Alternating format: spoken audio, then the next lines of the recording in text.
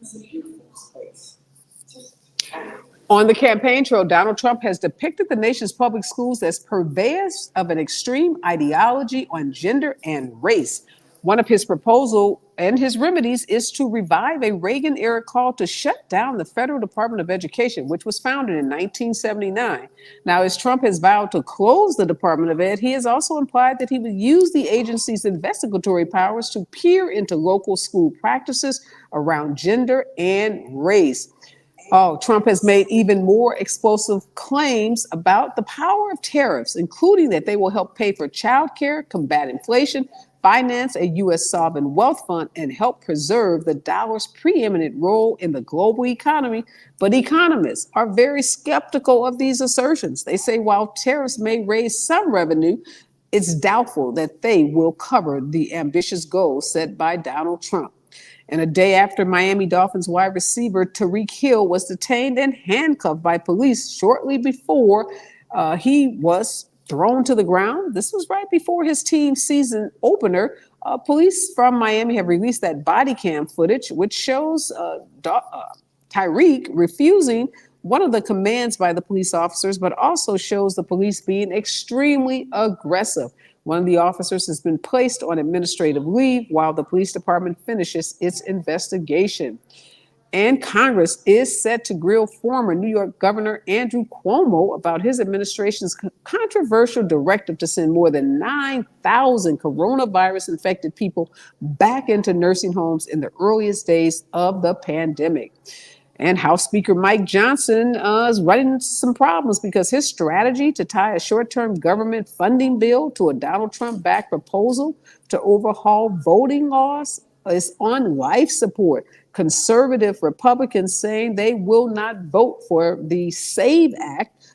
This is the legislation backed by Trump that would change voting laws nationwide.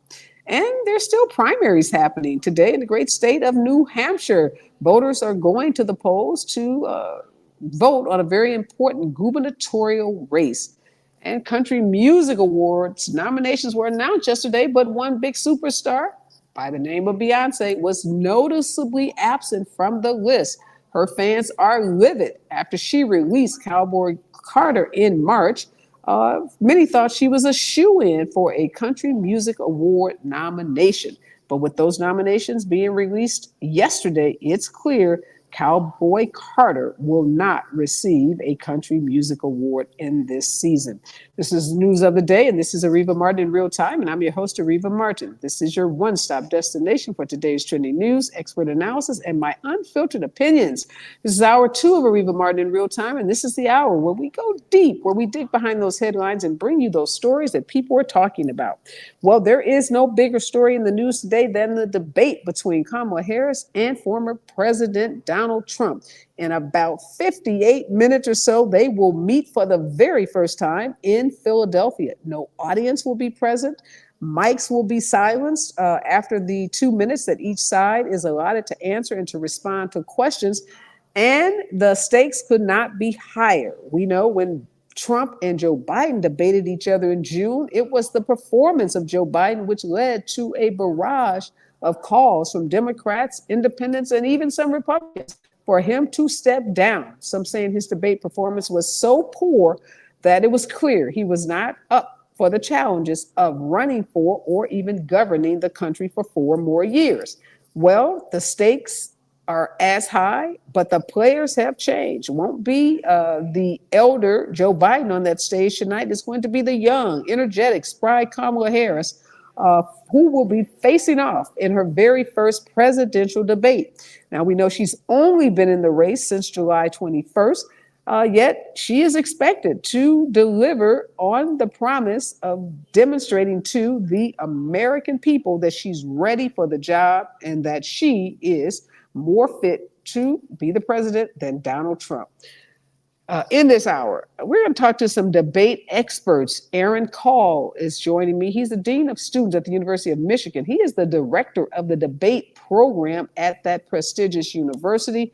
Also, Alan Luden is here. He is a former communications department chair at Wake Forest University, and he hosted the 1988 and 2000 presidential debates.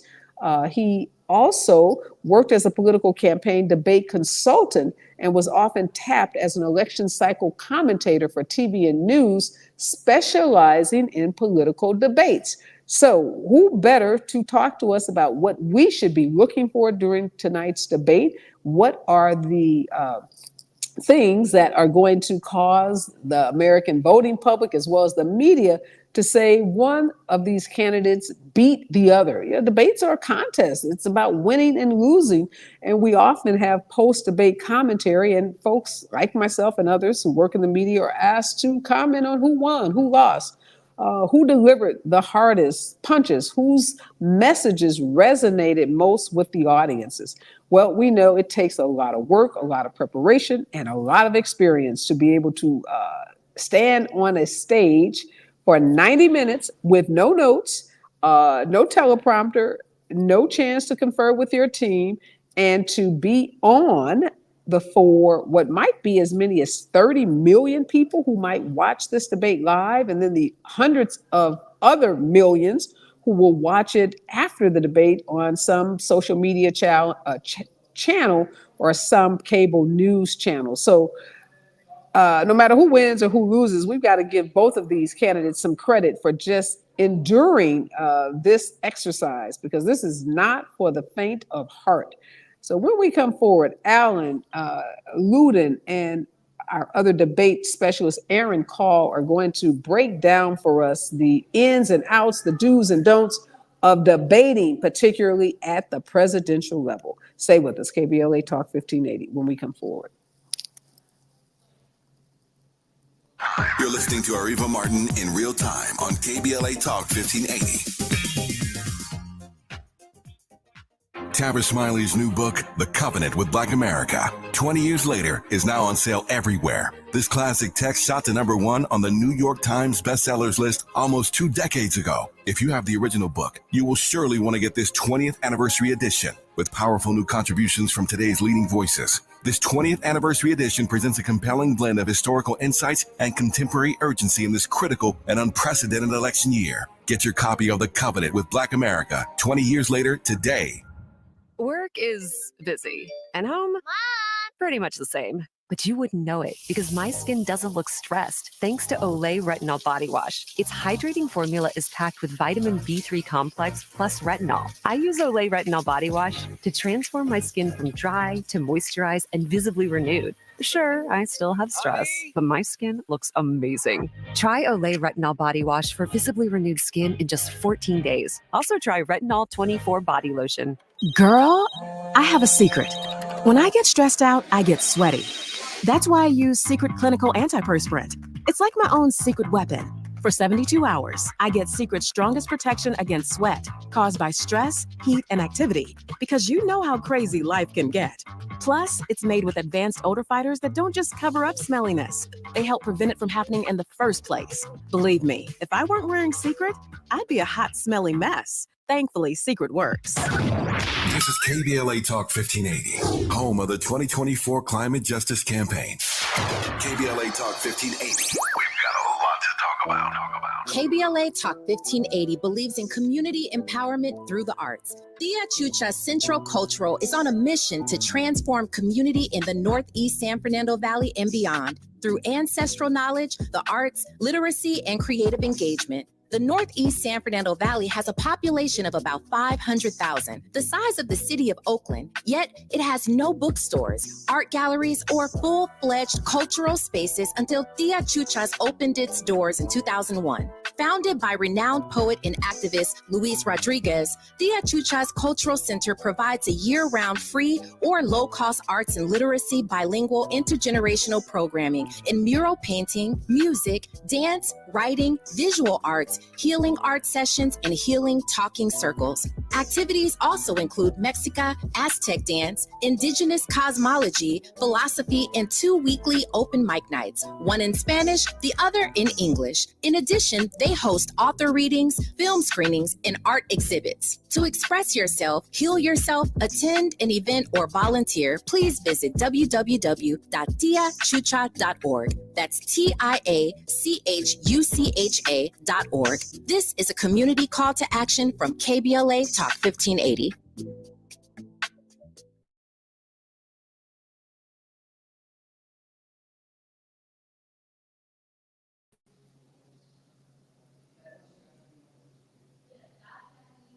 We are back, and in about 45 minutes, the biggest debate of this political cycle, and perhaps the biggest debate of our political lives, is about to take place in Philadelphia. Donald Trump and Kamala Harris will meet for the very first time on the debate stage in Philadelphia.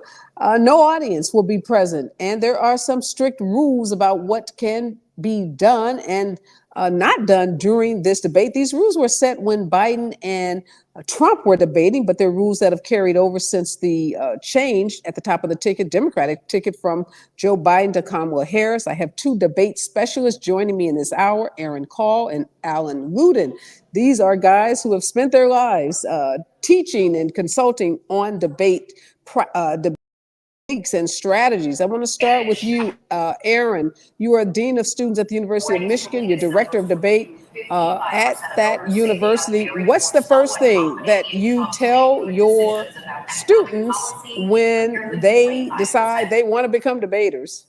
Well, I'm very happy that they made that choice, and I know the skills that debate gives, and seeing the heights that they've achieved. But debating, political debates especially, just gives you a really interesting skill set. You have to think about what questions you're going to be asked you, maybe things you hadn't considered, kind of think and process information in real time, be persuasive. And so it's a unique format. There's no teleprompters, and you're really kind of lonely out there, just with your opponent and the moderators. So it takes a particular type of person that want to engage in that. Let me ask you this, Aaron. How much time should candidates spend in actually trying to answer the question versus just reiterating their key talking points? We can see that you're at a television station, so I guess you're getting prepared not only to watch the debate, but to give some post-debate commentary. Yes, I'm in Philadelphia here, the Media Filing Center, and the spin room for tonight's debate. I've got to attend all of these since 2016.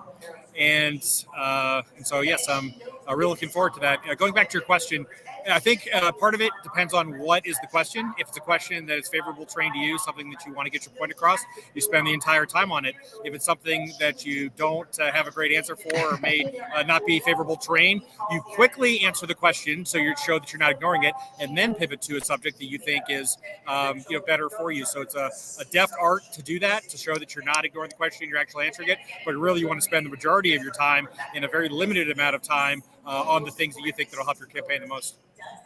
While Aaron is in that spin room, we know that there are very few journalists across this country that have the privilege and honor to be in the spin room. Those are the journalists that will be giving commentary across this nation after this debate is over and during some commercial breaks. So thank you, Aaron, for joining us. We know you're going to be talking to a lot of different media outlets, so we're thrilled that you were able to join us on KBLA today. Alan, I think we have your audio, at least, Alan. You actually hosted two debates, 1988 and 2000. Tell us what the challenge is for these moderators. Oh, my goodness. The moderator job got a lot easier to turn the mics off, and they couldn't interrupt, and the moderator didn't have to be a referee. So in some ways, that the new rules have made it easier. They can ask the question. Heck, they don't want them to talk, but turn their mic off. That's not literally the case, but it really has changed the moderator's job. And, well, one thing we know, Alan, about the debate with Joe Biden and Donald Trump, there's a lot of fact checking that takes place after these debates. And we know Donald Trump has a propensity to make statements that don't line up with the facts oftentimes. So as the moderator, is it the moderator's job to try to fact check in real time, or is that the job of the opponent? It's the job of the candidate. The moderator is there. The moderator is saying both people have an equal chance here, and that's not their job to check it, although a follow-up question in fact could be a check of fact. But the other candidate could check it. Biden was doing that in the first debate regularly. He was checking, saying you're not telling the truth. It seems to me she could almost open every comment with "there you go again" kind of thing, about like Reagan did in his debates, because the untruths are in almost every answer. Let me ask you. Therefore, you could make that the focal point if you wanted to. All right. Aaron, you heard Alan say that one thing Kamala Harris can do tonight is to open up every sentence with, there you go again. There's another untruth. There's another statement that is not consistent with the facts. What do you think of that as a debate coach? Do you think that's a good technique and one that she should try to employ tonight? Well, it did work for Ronald Reagan against Jimmy Carter in 1980, so I don't know if she can have the same success. Donald Trump is a very formidable debater. He's very slippery, makes him a very difficult target. I think that she doesn't want to get into the habit of trying to fact check every statement. If you do that during the entire course of the debate, you'll appear too defensive. So she needs to, keep her powder dry and think about 2 or 3 key things where she's researched the issue, she's sure of the facts, and expend an extended amount of time there fact checking. Because I agree, you can't rely upon the moderators to do it. They don't want to be blamed for being partisan. I don't think that President Biden did a very good job of this in the debate in Atlanta. He was under the weather. His skills have kind of ebbed a little bit, and he had a lot of opportunities. There were a lot of falsehoods said during that debate, but he wasn't able to do that. Kamala Harris tonight may be able to prosecute that case more effectively, but only in a limited amount of really key exchanges. The ones you think the media is going to focus on tomorrow that are going to go viral, you want those to kind of be the takeaway of the debate in the coming days and weeks after tonight. So Aaron Call is the Dean of Students at the University of Michigan, Director of Debate at University there. Head of their debate program. He is in the spin room in Philadelphia, just waiting for this debate to take place. Aaron, what are you going to be looking for? You just said that Kamala Harris should not spend her time fact checking Donald Trump on every statement that he makes, because that's going to make her appear too defensive. What should she do? You said she's got to get her key points out. But Donald Trump is the master at zingers and one-liners. He's the master at quickly making statements that can throw you off your game. How does Kamala Harris respond to those quick one-liners, those zingers, and some what we expect to be insults? She's been preparing for this debate for the last week or so, been off the campaign trail, holed up in Pittsburgh, and really taking it seriously, tried to recreate what the studio is going to be like and having an opponent play Trump. And so she understands how important the debate is, and she's put a lot of time into it because she's not as defined and knows this is an opportunity for her to introduce herself to those that may not be familiar with her, talk about her very compelling biography, her experience as a prosecutor and those that she fought against. And also experience as a senator in California and then the vice president of the United States. I think she wants to try to definitely take credit for some of the popular legislation from the Biden-Harris Inflation Reduction Act, trying to address climate change, infrastructure, while also putting some distance between her and the president, who gets blamed a little bit more than her for things like Bidenomics and inflation, and talk about what she would do differently if she were president, what her agenda is for the next 4 years.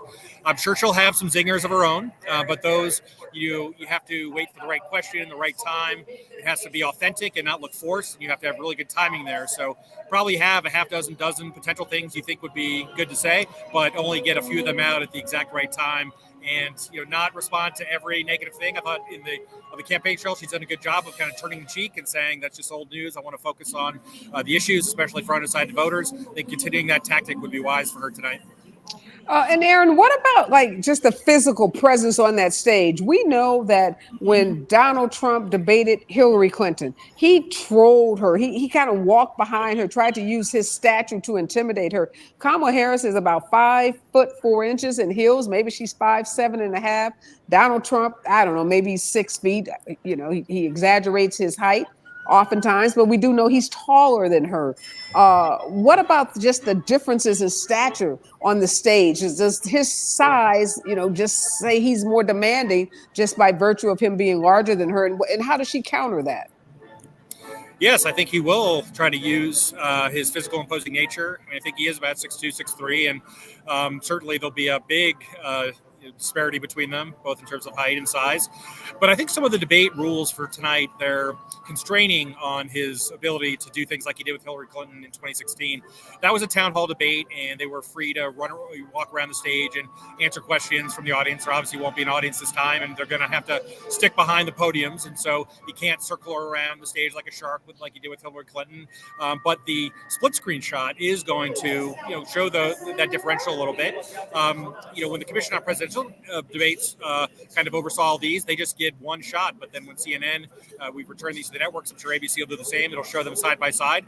And so, I think nothing she could do about her height, and she's not allowed to wear lifts or anything like that. But I think the age disparity, it will be something that will be a benefit to her. President Biden looked terrible when that split screen shot with his open mouth and eyes in Atlanta, and she's going to look a lot better, 20 years younger, and potentially use that in terms of an age and stamina, especially if he makes any mistakes during the debate, to show a really different contrast between her as opposed to what we saw with Biden and Trump.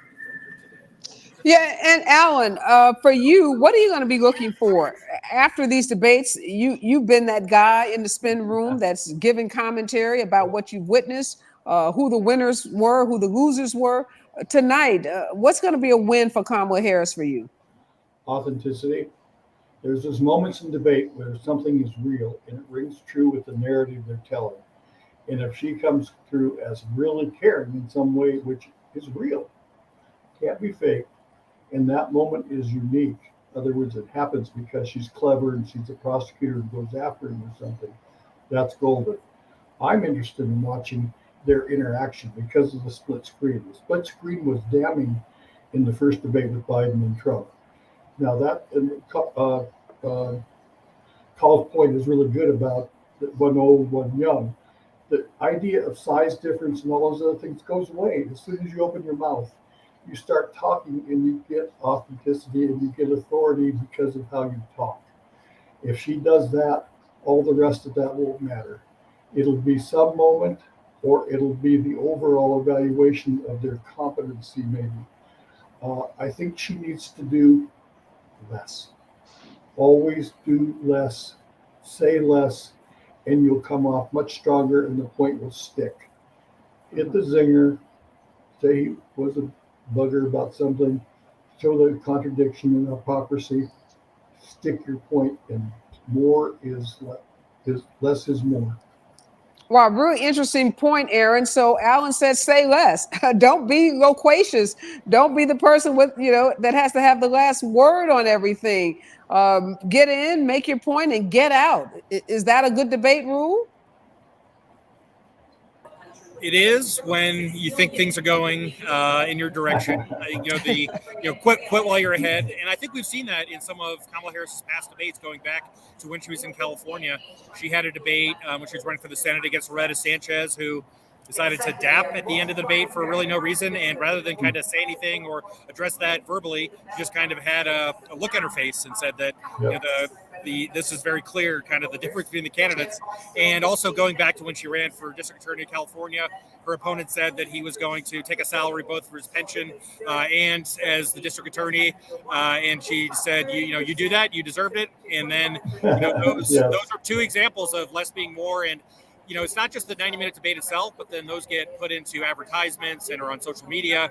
And so they can do more for you outside of the debate than even on the stage. And you can use that other time better spent, in some of your proposals or specific things that you want to talk about. Big issue in this debate, obviously, we talked about age, we've talked about size, but we've got to talk about gender and race. We've never had a white male candidate debating a Black Asian female candidate for president of the United States, because we've never had a candidate like Kamala Harris. How do you think race and gender play into this debate, if at all, Aaron? Well, certainly it does. It's always kind of on the table, even if not said. It's just something that's there and known. I think that Kamala Harris's position is the kind of people understand, what the dynamic is and what would be the historical nature of the election. But it doesn't seem like, at least on the campaign trail and her speeches, that she likes to overtly address it. And that's in contrast to Hillary Clinton, when she was this transformational figure in 2016. Obviously, that didn't work out for her.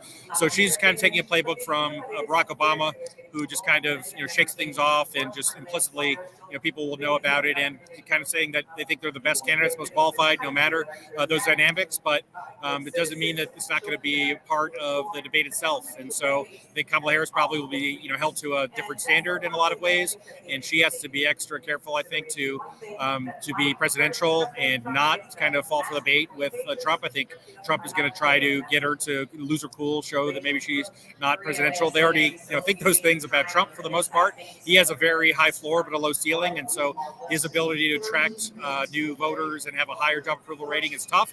And so if he can bring her down kind of to that level, then that'd be a benefit to him. So she needs to avoid that at all costs and just kind of treat it like a normal debate. And even if those things do come up, to just do what she's done in the interviews and everything on the campaign trail, I think that's been a perfect position to just say, I'm not going to address it. I'm going to focus on the issues, on the economy, on inflation. And the more she kind of talks about that positive forward-looking vision, gets to specifics that can help out independent voters and kind of do specific policies to help their lives, that's much more fertile ground than some of the more controversial discussions, because I think that's just where Trump wants the debate to be. Thank you so much, Aaron. You are in the spin room in Philadelphia. In about 30 minutes, that historic debate is going to start. We look forward to having you back, Aaron, when the vice presidential debate gets underway. But again, we'll be looking for you and some of that great commentary from you from the spin room in Philadelphia. Alan is going to stick with us. We're going to come forward with more on the debate between Donald Trump and Kamala Harris happening in about 30 minutes. Millions of Americans will be tuning in for the biggest debate of this political season when we come forward. KBLA Talk 1580. Is the right time. More of Areva Martin in real time when we come forward. I'm Esther Dillard, and here's the latest from the Black Information Network. Presidential candidates Kamala Harris and Donald Trump are prepping for their high-stakes debate in Philadelphia, Pennsylvania. The event has heightened importance with a new Siena College New York Times poll showing the race in a dead heat. It's likely to be their only debate before Election Day in November. A $15,000 reward is being offered for information leading to the arrest of suspected Kentucky freeway shooter Joseph Couch. Couch is wanted for the shooting on I-75 in Laurel County over the weekend that sent 5 people to the hospital. And finally, Delaware, Rhode Island, and New Hampshire are holding their primary elections in the final stop of the 2024 elections before November, while Democrats are likely to continue their hold in Delaware and Rhode Island over the next 2 years. This election will decide the balance of power in Washington. And that's the latest. I'm Esther Dillard on the Black Information Network and BINnews.com. Over in West LA, expect a 25-minute backup from 20th Street as an accident on the right shoulder at the 10 East before the 405. Pasadena's accident on the right shoulder remains on the 210 East at Hill Avenue. And right now, heavy traffic continues just over 10 minutes from Mountain Seco Street interchange. Sherman Oaks still has a 15-minute backup from Laurel Canyon now on the 101 North before the 405 as an accident remains on the right shoulder. And in Lawndale, accident's been cleared from the 405 South before Hawthorne Boulevard with a 20-minute backup from Century. If you want a great-looking lawn next spring, now is the perfect time to get started, and nobody makes it easier or more affordable to get a green, healthy lawn than True Green. Sign up today for an annual plan and get 50% off one application. Visit TrueGreen.com today. Restrictions apply. This is the KBLA Sports Minute with Ray Richardson.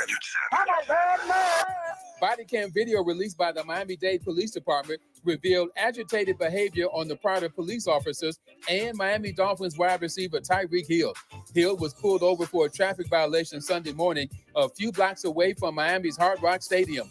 During the encounter, Hill is heard telling one of the officers, "Don't tap on my window like that." The officer was tapping on Hill's rear window to get Hill's attention. Hill had rolled up his driver's side window and was refusing to roll it back down. The officer, losing patience with Hill, then ordered Hill to step out of his car. When Hill didn't comply, the officer and another officer pulled Hill out of his car and handcuffed him. The Miami-Dade Police Union issued a statement saying Hill was uncooperative. One of the officers was placed on administrative leave pending an investigation. Hill was not arrested or charged, but there certainly will be more to this story. No debates, no speculation, just the info you need. That's your KBLA Sports Minute. I'm Ray Richardson on KBLA Talk 1580. Yeah, y'all, come on. At KBLA Talk 1580, we fight the power every day. Yeah, gotta give us what we want. Gotta give us what we need. Hey. I listen to KBLA and I love the commercials. I know what the commercials mean. I also, if I'm looking and trying to figure something out, I need something to talk to me that might hit me. And it happens on TV because, you know, every time they show a sporting event, they got the pharmaceutical companies back to back telling people how to fix the sickness on the same stuff that they sell them. So we get it. Yep, we get it too, Chuck D. And that's why at KBLA Talk 1580, We don't back down. Drop it. Our freedom of speech is freedom of death. We got to fight the powers that be. Fight the power. Fight the power. This is 60. And that chill in the air means one thing. It's truck season! Just 5 more minutes. No snoozing. You've got so much to do. So do it all in a Chevy Colorado or Silverado, including the HD or class-leading 440-mile range of the Silverado EV. Wait, what? Are you talking? Yes! Picture it. Work, play, hauling gear, off-roading. A Chevy truck can take whatever you can throw at it, including tailgating in an actual tailgate! I mean, homecoming is just around the corner. Oh, and showing up in a new truck? Yes, that's what I'm talking about. Yeah. Get things done and look good doing it. Okay, I'm up. I'll talk to you tomorrow. Without offering me a ride? That's cold. Head to your local Chevy dealer and get 1.9% financing on all 2024 Silverado 1500 and Colorado pickups when you finance with GM Financial. Chevrolet. Together, let's drive. 1.9% APR for 36 months. Monthly payment is $28.60 for every $1,000 you finance. Example down payment 24.5%. Plus finance with GM Financial. Some customers may not qualify. Not available at least in some of the offers. Take new retail delivery by 9/30/24. KBLA Talk 1580. We've got a lot to talk about. KBLA Talk 1580 believes in community empowerment. LA's 99 neighborhood councils form the grassroots level of the Los Angeles city government. The system was created to connect LA's diverse communities to City Hall. While neighborhood council board members are volunteers, they are also public officials elected to office by the members of their community. Neighborhood councils advocate on issues like homelessness, housing, land use, emergency preparedness, public safety, parks, transportation, and sustainability. They also provide local expertise on the delivery of city services to their various communities. Neighborhood councils are open to participation by anyone who is a part of the fabric of daily life in said community. This includes those who live, work, or own property or a business. If you are interested in stepping up to join your local neighborhood council, visit www.empowerla.org. That's empowerla.org. It's time to think globally, but act locally. This is a community call to action from KBLA Talk 1580.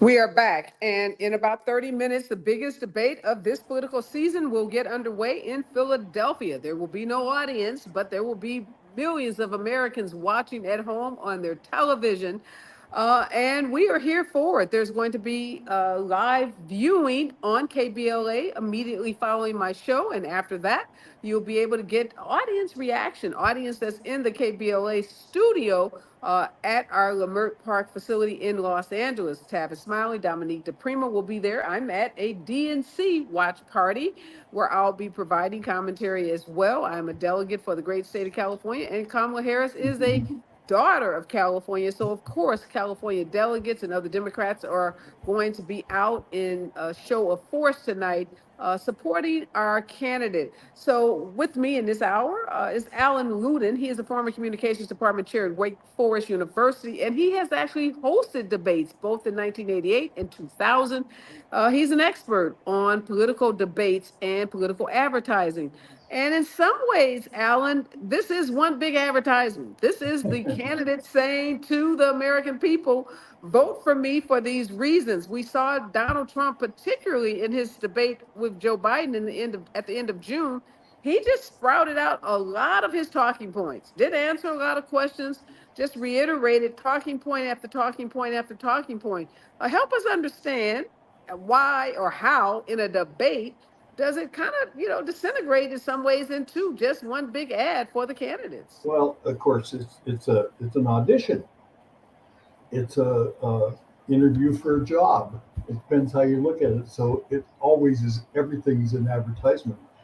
It seems like the term politics and advertising can be synonymous. How does this devolve? Biden gave a State of the Union address. He went through every damn thing that ever happened in the administration, none of which are memorable, which goes back to my comment earlier, less is more. Say it in a way that's memorable and short. I've worked with many candidates. If you can get them to answer something in under a minute, they get so much better. If you would indulge me, can we return to the women and ethnic issue in terms of how it plays in this debate? that Aaron was talking about? Absolutely. Because I think that's really interesting because obviously it is unique in the sense that it's so close to the election. There's so little campaigns going on. This sort of pop-up campaign, if you will, and that creates all kinds of different pressures. But if you think about, we always think about Trump's constituency, and they're immovable. But her constituency is not totally, but largely women and ethnic, a lot of it. So she has to maintain her constituency too. So she has to play to those issues. Now, most other politicians can deal with her. They would go, well, she's a woman, and vice president last time around did. But this debate has Trump in it. And he carries narrative and history and meanness about those particular issues of race and women. And if he goes somewhere it's a little over the edge, and it is Trump's other things in the debate, that will be the talking point for 3 or 4 days. I don't see how that's a good thing. Uniqueness is also Trump's character in terms of race and women. So, Alan, one thing we talk a lot about is how Donald Trump is held to such a different standard. So for him, being presidential is just standing there for 90 minutes and not rambling, not insulting, not basically, drooling. Kamala Harris, though, the expectation is that she's going to introduce herself to the American people. She's going to tell us about all these policies that, she has been a part of with the Biden administration, but policies she's going to pursue as president. How do you judge a debate when going into it, the standards are so different for each candidate? Yeah, well, you could say there's no standard for Trump, right? That's sort of the implication. And so whatever he does is just adds to this notion of his fierceness or his manhood or whatever we're talking here. At the same time, you peel away 1%, 0.5%, you tick somebody off. Eventually, that has to have some effect on the election, which is so close. So I think he has some has to be careful. Neither job is easy. He just has to be decent for an hour and a half. And I'm not sure that that's possible. I'm not sure it's in his character. I'm not sure it's in his repertoire. It certainly isn't in his method of controlling the headlines the next day. My guess is going to do something that'll try to do something that becomes a headline and controls the news cycle again. Doesn't matter whether they're saying good or bad things about you, as long as they're talking about you. Yeah, that's his motto. Just control the news cycle. We talked about those split screens, Alan, and we know both of these candidates use their faces a lot to express what they're thinking and what they're feeling. We've seen these moments when Kamala Harris has been in debates and she kind of, rolls her eyes or gives the side eye to someone. She's very expressive. And Donald Trump literally makes faces at people. How important is it going to be for us to watch carefully the body language and the facial expressions of these candidates? Oh, it's huge. We forget, we measure content, we measure character. We think that's what the debate's about, and we talk about that. In the research I've found, the debates are about interaction, how they treat each other. Now, usually that means civility. With Trump, that's not the rule, as you point out. Hillary Clinton had a debate in the New York Senate race, and the opponent walked over to her, and she just looked up at him in this dismissive way, and that debate was done, as was the election. Bush the younger Bush, in St. Louis, in a debate with Al Gore, had a town hall debate, and Gore walked over and got next to him, and Bush just looked up with puzzlement of what in the hell are you doing? Said no words, and that debate was over on that interaction. Now, I think she needs to react to him. Biden wasn't doing enough of it. He was just staring out somewhere in space. She needs to react to him with disdain or bemusement or other kinds of ways of dismissal without being mean, because he's going to be looking all the time with grumpy at what she says, like, well, that's not true. He has a not true look, right? And I think that's what we'll see from his side. But that interaction will be probably more telling than the actual over-fluffed answers of stuff that we don't remember. I think that's huge. I think you're onto something. Yeah, no, and those are those will be the viral moments, right? Those will be the Yeah. memes. The facial expressions will get converted into memes, and Yep. will be Yes. the things that get passed around on social. And for those people who are not engaged in politics, who are not going to be glued to their television in the next Yeah. 15 minutes, will have those memes and those facial expressions. We talked some, Ellen, about the moderators, not the job you Yeah. said of them to fact check. It's the job of the candidates to do that. But one of the things that bothered me about the Biden Trump debate in June, Mhm. Donald Trump would make a blatantly false statement Yeah. like he's the best president for Black Americans since Sometimes, Abraham Lincoln. sometimes he Or says Lincoln or forever. Sometimes. yes, sometimes it's forever, sometimes it's Abe Lincoln. And the Yep. moderators would just say, "Thank you, Mr. President." And I know they didn't mean anything by that. Like they weren't condoning his statement, they weren't affirming his statements, but it felt like that at times when he would make these false statements. Is there anything else a moderator can do when a candidate makes a clearly outlandish, Yeah. outrageous statement like that, rather than to say thank you? Because the thank you to the unknowing person sounds like, yeah, that's right. You're right. Yeah. That's the best president. You're the best president since Lincoln. And I agree. It just feels like affirmation of the statement. I hear you. So I think just silence. You just go cut the mic and go to the next question. I think it's the follow-up question is how they handle that. You know, I can be kind of amusing to say, Mr. President, did you mistake? Did you really mean you're the best president in this regard since Lincoln? What does that mean? What do you mean by that? Then he'll do a little job stick, right? And I assume that's what he would do. And then she knows that's coming. Think what a delicious debate this would have been to coach or to deal with, because in this debate, you know, he only has a certain repertoire of things. All the things he did in that first debate, he will do again, Right. exactly the same. Knowing that and knowing the question, it seems like you could set him up every time or take him down afterwards. As I'm not thinking partisan here. I'm just thinking about how this thing sets up uniquely compared to other debates. It's Well, you're right, because predictable. it sets up because it's so predictable, because we Yeah. know the playbook. There are about 10 or 20 statements he's going to Yep. make, on the economy, on Yep. jobs, on the borders, what he says on each of those key topics. When we come Bingo. forward, I want to give the viewers some tips on how to be really astute debate watchers, because in about 15 minutes, less than that, the debate of the century is going to take place on ABC in Philadelphia. Stay with us when we come forward. KBLA Talk 1580. Thank you.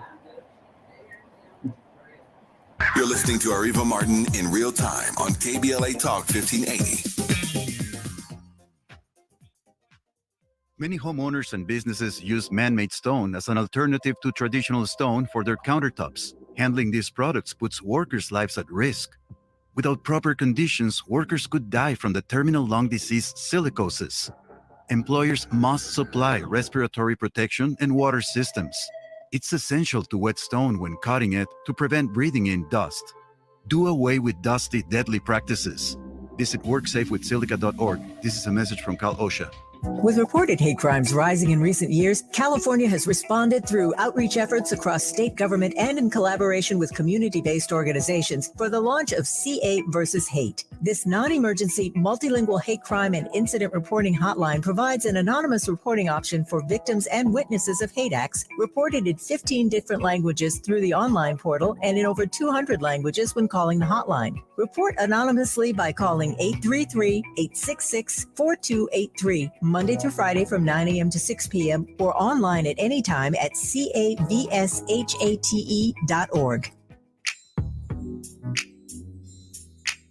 Tips to help improve basic steps for building a budget in 2024.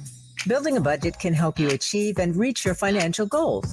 With a budget, you can keep track of your spending, avoid and get out of debt, limit overspending, pay bills on time, and build solid savings habits. What's the best way to get started? Figure out how much to set aside for expenses like rent, mortgage, bills, groceries, and entertainment. Understanding your past financial habits can help you make the proper adjustments for your budget. Adjusting to a budget can take time as you work to find the right balance, but keep working on it. For more financial health tips, visit chase.com or stop by a local branch. This segment is sponsored by JP Morgan Chase & Company.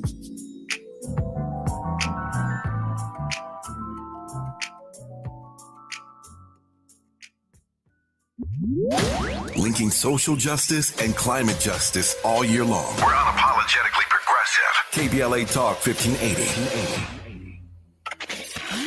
We've got a lot to talk about. Hi, I'm Ray Richardson, your sports connection here at KBLA Talk 1580. Join me and my co-host Neil Scarborough every Saturday night at 7 for Out of Bounds, the show that brings some flavor to the world of sports for 60 minutes. We take you beyond the scores and press conferences. We give you our point of view, the way Black folks see what's going down. You can join the conversation and give us your analysis at 1-800-920-1580. Out of Bounds every Saturday night at 7 on KBLA Talk 1580. We've got a lot to talk about. Unapologetically progressive. KBLA Talk 1580. We've got your black. You like the style, though.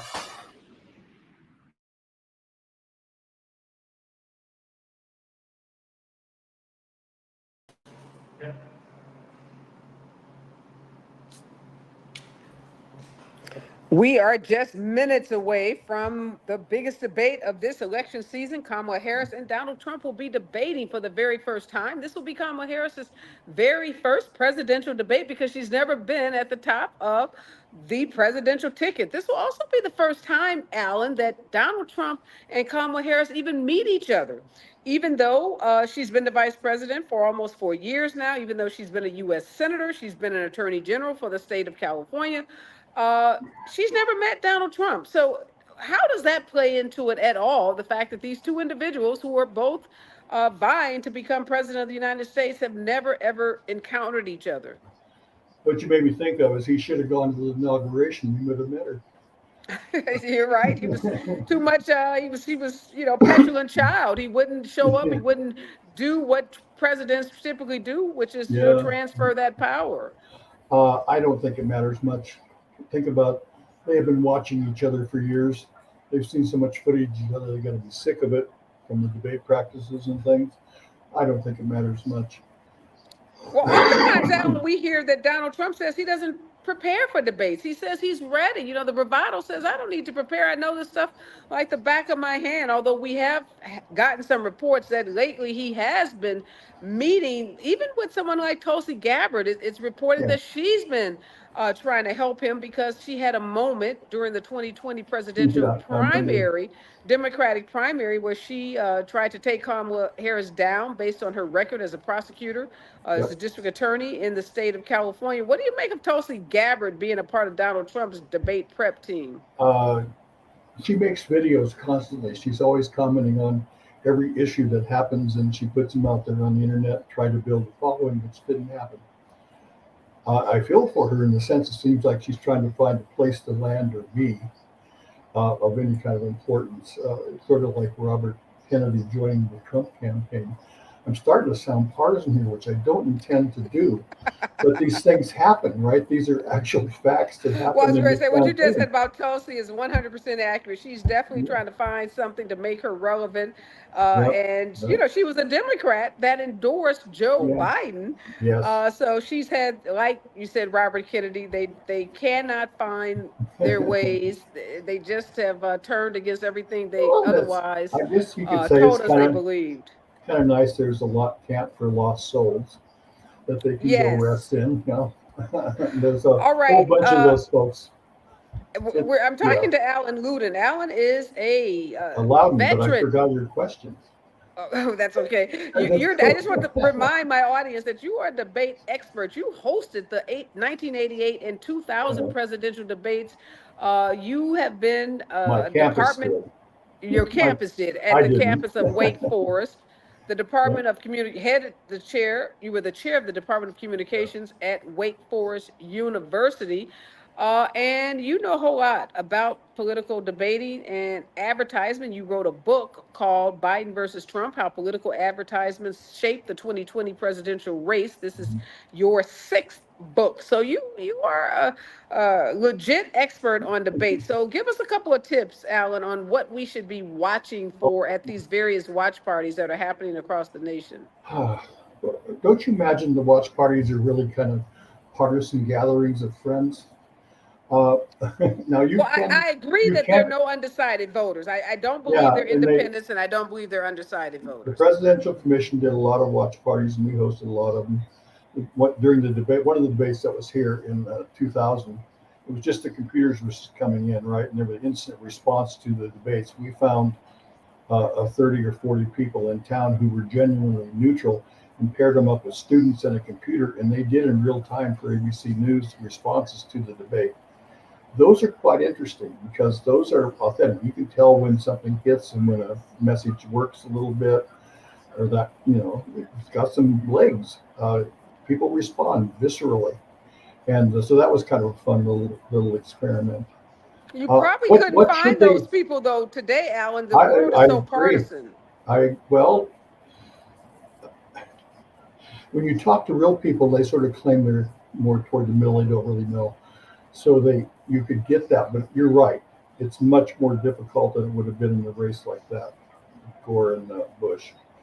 And that was a long time ago. Give me a break, right? But anyway, the what do people look for? The newspapers, everybody, all these outfits are putting out. Here's what you should look for, and it tends to be fact check and listen for their policies and all that kind of thing. I think you should look for character that comes through. That's real because that sticks, and we remember that. Policies come and go, and you can lie about those to your teeth. Both parties arguably do to some extent, or at least if it's your own party, they exaggerate. The other people lie, and so you know how that goes. I think that you look for authentic moments of interaction and those things which reveal what people's character actually is, because we tend to want to vote for that which is reliable. And the screen just went blank. No, I can hear I'm you. And back. you made a Okay. good point, Alan. Good point Yeah. about policies. People do exaggerate or outright Yeah. lie Yeah. about their positions on policies. We see politicians flip flop all the time. One day they Yeah. believe in abortion, the next day they don't. Yeah. They get into office, it's somewhere in the middle. So you can't just rely on what they say about policy. You do have to look at character. You have to look at track record. And you have to, I think your point about authenticity, look at who is the most authentic person on that stage. Who's the person that you would feel best handling a crisis if Now, this country were attacked? most things I think are pretty favorable to her for the debate. But authenticity is a tricky one, because people don't feel like they know her, and she tends to speak like a politician. There's this the normalcy of the politician's rhythm. If you don't like him, it doesn't matter. He's still authentic as hell, and that authenticity works. And so that is a thing on the Trump ledger, because you feel like that really is who he is. Well, you can hate it, but it's not inauthentic. You're right about that. We don't often learn anything new about Donald Trump. He's pretty much shown us who he is. We Yes. pretty much know him for who he is. Right. And people have to decide. Like you said, if you want a convicted felon, if you want someone with his track record to be back in the White House, given the chaos that he created when he was last in the White House, then he's your guy. But if you believe that this country should move forward, that we want to have a more normal presidency, with a cabinet full of people who aren't likely to end up in jail, aren't likely to end up indicted, with a candidate that's not likely to end up indicted, convicted, and fighting to stay out of jail, it's probably an This easy is choice. We are out of time. Thank you so much, Alan. It Really was fun. appreciate you joining me. We'll have you back when we get ready for that VP debate as well. Don't touch your dial because KBLA is about to bring you the debate live. You'll be able to stay right here on KBLA, listen to the debate, and then after the debate for about an hour or so, Tavis Smiley and Dominique DePrima will be talking to members of a live audience that have assembled in the KBLA studio at the Lamert Park location. So you don't have to go anywhere. You don't have to figure out where you're going to watch the debate. You don't have to channel surf. You just stay right here glued to KBLA, no breaks. They're bringing you the debate without any commercial breaks. So you'll get what we call gavel to gavel coverage. That's what we use in the law business, meaning that you won't miss a word. You won't miss any of the exciting. It's going to be exciting. Any of the dynamic. This dynamic matchup. You don't want to miss any part of this. You want to be able to ask yourself a year from now, 2 years from now, 5 years from now, or answer the question, where were you when Donald Trump and Kamala Harris, the first African American, Asian American woman, debated on the presidential debate stage? I know she doesn't lean into that very often. She doesn't talk a lot about gender or race, and I'm glad she doesn't. She talks about her resume. She talks about being the most qualified person in the race, and that's what people should be voting for. But the reality is she is Black. She is an Asian woman. She is a female, and we've not ever experienced this in our country. And for a lot of people of color, for a lot of women, this debate is not only historic, but it symbols a dramatic shift in our politics. It's a seismic shift in some ways, and it says that it is possible for Americans that are, for the last 100+ years, couple of 100 years, 400 years, male-dominated country, patriarchal country, that we recognize that women can serve at the highest level, that a woman, particularly a woman that's been a district attorney, an attorney general, a U.S. senator, and a vice president, has the resume, has the expertise, has the skill set, has everything that's needed to run this country on day one. And so we're going to be watching to see what happens tonight. There's going to be a lot of commentary, depending on what channels you watch. If you watch MSNBC, if you watch CNN, if you watch KBLA, you're going to probably hear one thing about the debate and the debaters. If you watch Fox News, you're probably going to hear something else. So we are going live in minutes with that presidential debate right here on KBLA. Don't touch your dial. Everything you need is right here on KBLA, including some of the best commentary post-debate coming from our station.